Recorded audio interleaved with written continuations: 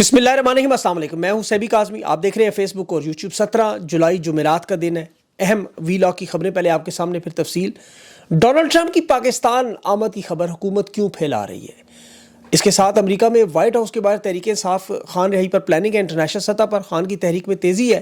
برطانیہ میں بڑا احتجاج ڈونلڈ ٹرمپ کی آمد پر، اور زلفی بخاری کے اجلاس کا معاملہ بھی بڑا، اس میں ایک ٹوسٹ آیا۔ سینٹ کے انتخابات پر حکومت کس طرح خیبر پختونخوا میں بہت بڑی گیم کر رہی ہے، تقریباً کامیاب ہو رہی ہے، اور جیل میں خان اور بشرا بی بی کے ساتھ اس وقت معاملات میں سخت تیزی آ چکی ہے۔ اس کی تفصیل بھی میں آپ کے سامنے رکھوں گا۔ تحریک انصاف جو عمران خان کی رہائی پر لائے عمل میں تفصیلی آج پریس کانفرنس میں بتائے گی۔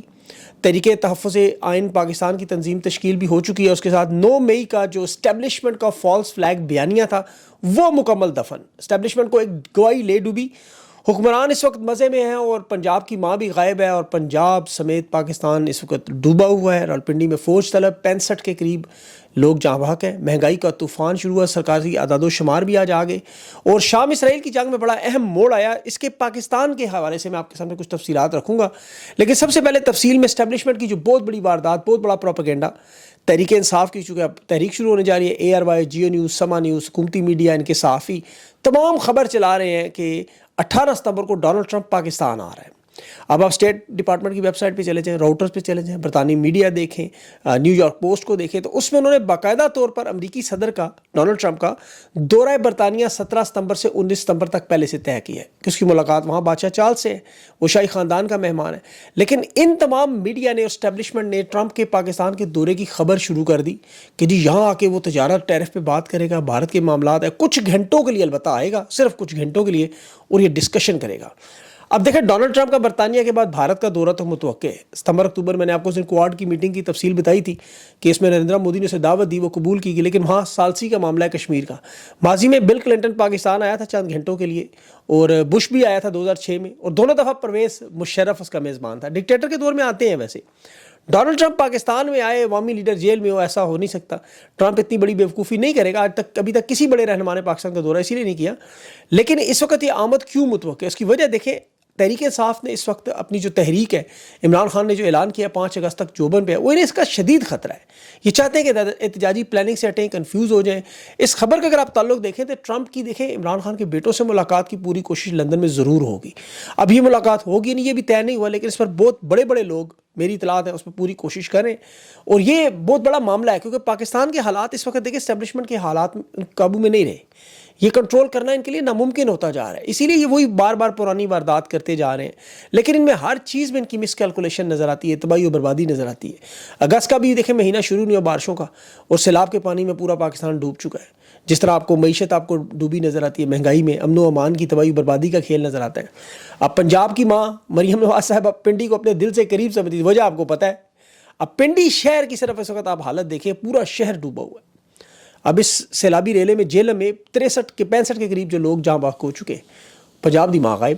اور یہ ناکامی اور تباہی یاد رکھیں، آپ کو بار بار کہہ دی قدرتی آفت ہے، یہ قدرتی آفت نہیں ہے، میں آپ کو تفصیل بتاتا ہوں۔ ورنہ ڈی ایچ اے اور بیری اٹن وہاں قدرتی آفت کیوں نہیں آتی؟ یہاں لوگوں کے گھروں کے گیٹ ٹوٹ رہے ہیں، لوگ تیسری چھت پہ بیٹھے ہوئے ہیں سارے۔ اسلام آباد کی سڑکیں 45 دنوں میں اربوں خربوں کے پروجیکٹ سے بنائی، ساری ڈوبی نظر آ رہی۔ قدرتی آفت ڈی ایچ اے کیوں نہیں جاتی؟ یہ بیریا ٹاؤن خدا نخواستہ کیوں جاتی؟ میں نہیں کہتا جائے، لیکن وہاں آپ کو پانی کیوں نظر نہیں آتا؟ ابھی سوات میں آپ نے ایک بڑا دردناک حادثہ دیکھا تھا، وہ قدرتی آفت اس کو کہا گیا، نہلی تھی اس میں بہت بڑی۔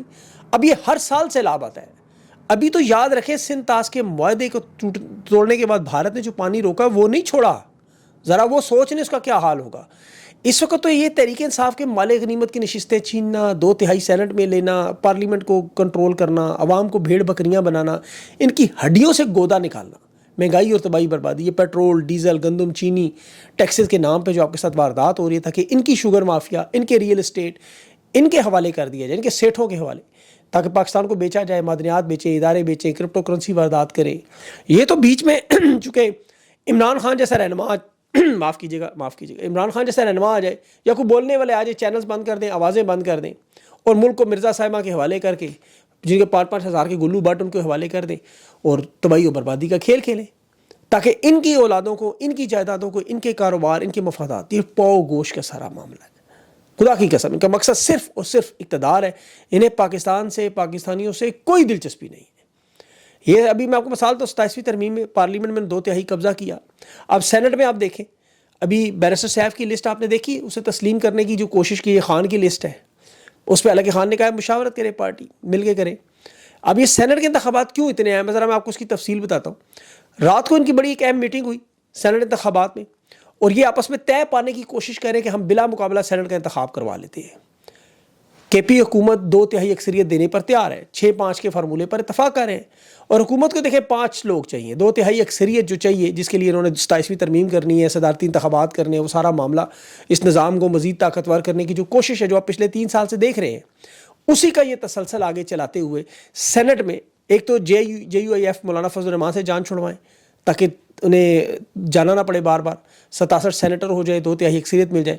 16 مہینے انہوں نے سینٹ کی 11 نشستوں کے الیکشن لیٹ کرے, 16 مہینے مخصوص نشستیں جب تک چھینی نہیں, مال غنیمت کی طرح بانٹی نہیں, جس ٹاس کر یہ بانٹتے رہے. اب مسلم نون, JUIF, peoples party, ANP parliamentarian, وہ اس کی پرویز نام ہی سے نکل گیا, پھر خواتین ٹیکنوکریٹس کی نشستیں, یہ 331 پوائنٹ ہوتے ہیں اس کے سینٹ کے, آپ یاد رکھیں. اب علی مین گنڈا پور کے پاس آپ کو پتہ 92 اراکین ہے خیبر پختونخوا میں. اب تحریک انصاف کو 5 جنرل نشستوں پر, 1 خاتون اور 1 ٹیکنوکریٹ کی برتری حاصل تھی. اب یہ چاہتے ہیں اب سینٹ کے یاد رکھیں خفیہ ہوتے ہیں انتخابات, اس میں سرپرائز رزلٹ ضرور ملتا ہے, یہ چاہتے ہیں ہم اپنے سینیٹر کامیاب کروائیں. اب ان 96 میں سے 2/3 کے لیے جو 67 کا معاملہ ہے, ایک تو ڈاکٹر ثانیہ کی نشست ہے, جو ان کی کوشش ہے وہ چلی جائے نون لیگ کے پاس, کیونکہ ساجد میر جو فوت ہوئے ہیں وہ تو نون لیگ کے پاس جانی ہے.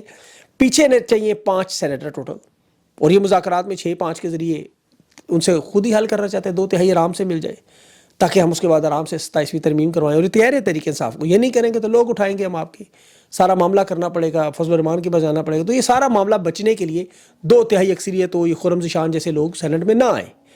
حالانکہ وہاں خفیہ جو رائے شماری میں آپ کو پتہ یہ کہ ہو سکتا ہے کچھ اور لوگ بھی ووٹ حکومت کو دے دیں.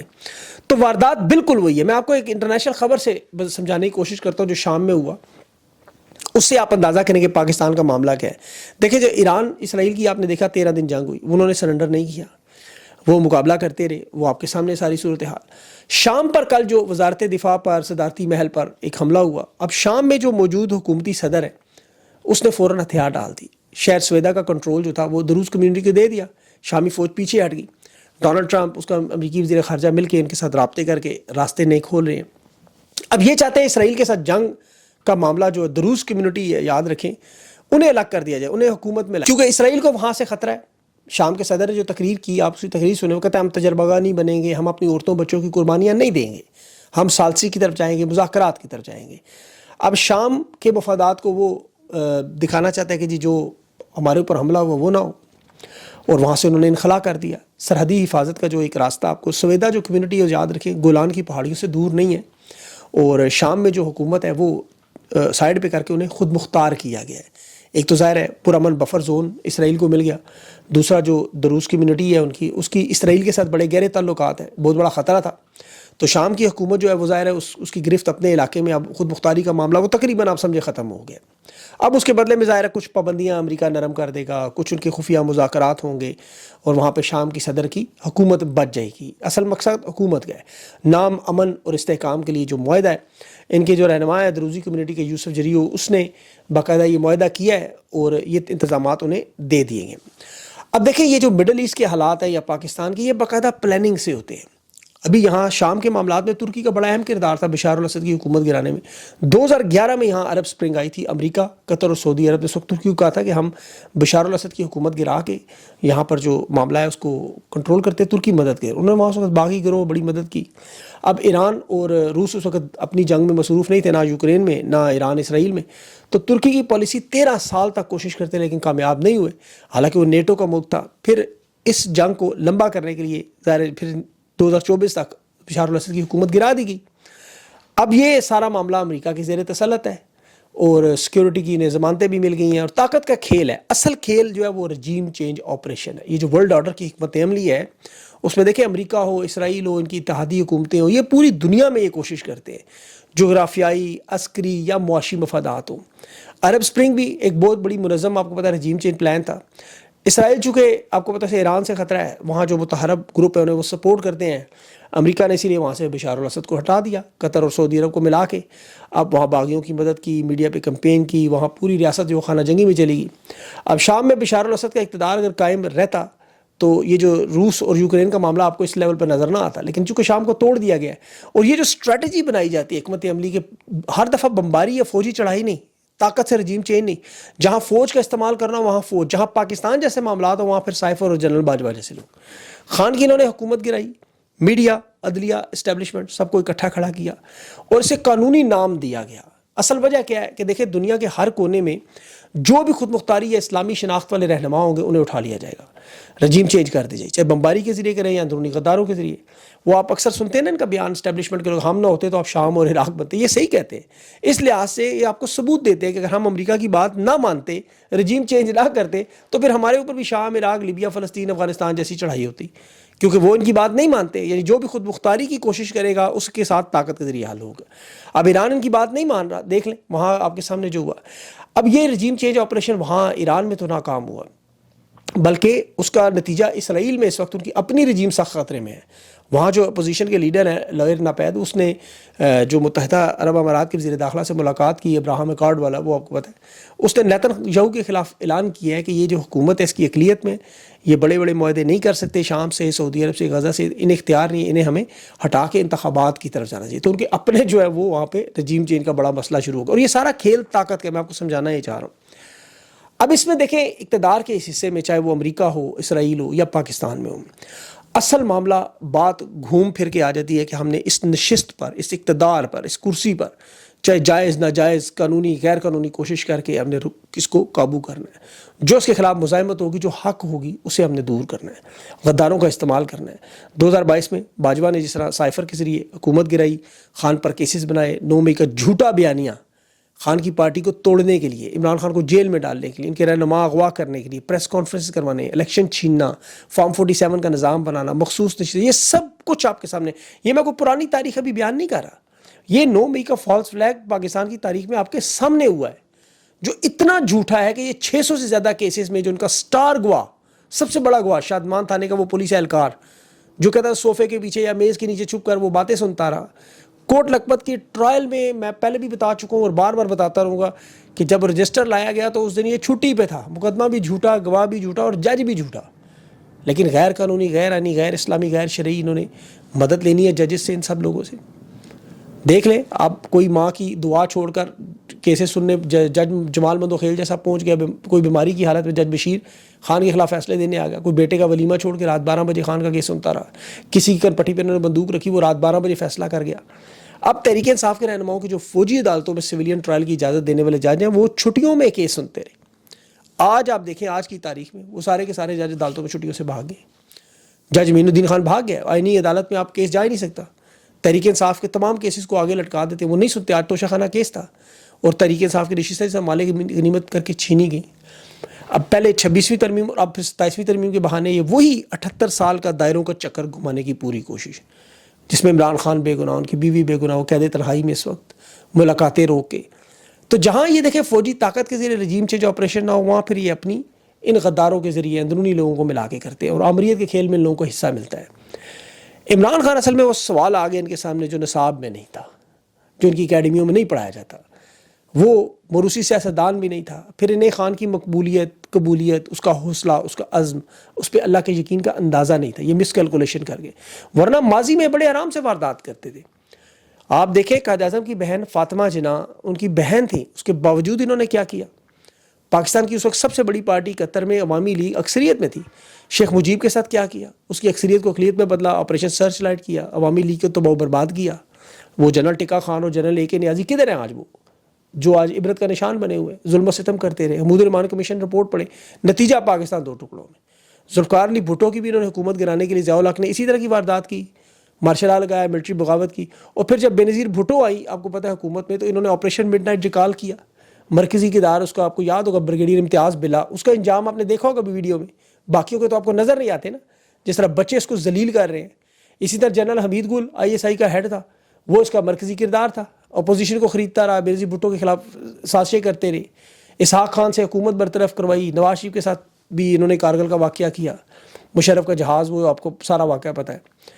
ایم کیو ایم کے ساتھ جناح پور کا نقشہ ملک علیحدہ کرنے کی سازش کر رہے ہیں، وہاں سخت کریک ڈاؤن کیا، ان کے رہنما ملک چھوڑنے پہ مجبور ہوئے، بڑی جلاوطنی ہوئی، الزامات بعد میں سارے جھوٹے نکلے. تو آج جو کچھ یہ 9 مئی پہ انہوں نے فالس فلیگ آپریشن کیا ہے، میں آپ کو لکھ کے دیتا ہوں، یہ ویڈیو سنبھال کے رکھیں. آئندہ آنے والے سالوں میں ان کے اپنے لوگ بیٹھ کے تسلیم کریں کہ سب کچھ جھوٹ تھا، کیونکہ یہ واردات کرنے والے جتنے نظر آ رہے ہیں سارے بھاگ چکے ہوں گے سارے. یا صرف وہی رہے گا جس کا جینا مرنا اس ملک میں، جس کے لیے عوام تحریک چلانے کے لیے تیار ہے. تو اس لیے پاکستانیوں کو یہ ساری معلومات بتانے کا مقصد ہے کہ آپ لوگ اپنے حقوق کے لیے پرامن انداز میں، جمہوریت کے لیے جب تک خود حق پر نہیں کھڑے ہوں گے تو کبھی سیلاب میں ڈوب جائیں گے، کبھی معیشت کے آگے ڈوب جائیں گے. اپنی کھال موٹی کرتے رہیں گے، ان کا چھتر نہیں رکے گا. اسے روکنا آپ کو خود پڑے گا. تو اس کے لیے پاکستان کی عوام کو خود اپنا، اللہ نے قرآن میں صاف صاف کہا ہوا ہے جب تک آپ اپنی حالت خود نہ بدلیں گے کوئی نہیں بدل سکتا. تو اس لیے لوگ سوچیں اپنے حالات کے بارے میں، ان پہ غور کریں، اور جہاں آپ کے پاس ایک موقع آیا ہوا ہے اس پلیٹ فارم کو استعمال کریں، اس آگے چلنے کی کوشش کریں. باقی آپ کو پتہ ہے تبدیلی ہو نہ ہو یہ تو اللہ کا کام ہے، انسان کا کام ہے اپنے حصے کی شمع روشن کرنا، اور ہمیشہ امید کا دامن ساتھ رکھے، کبھی مایوسی نہ، کیونکہ یہ جو ہوپ ہوتی ہے نا، یہ ڈبل سوڈڈ تلوار ہے، 2 دھاری تلوار کہتے ہیں اسے، اس پہ چلتے رہیں. اپنا خیال رکھیں. مجھے اجازت دیں. اللہ حافظ.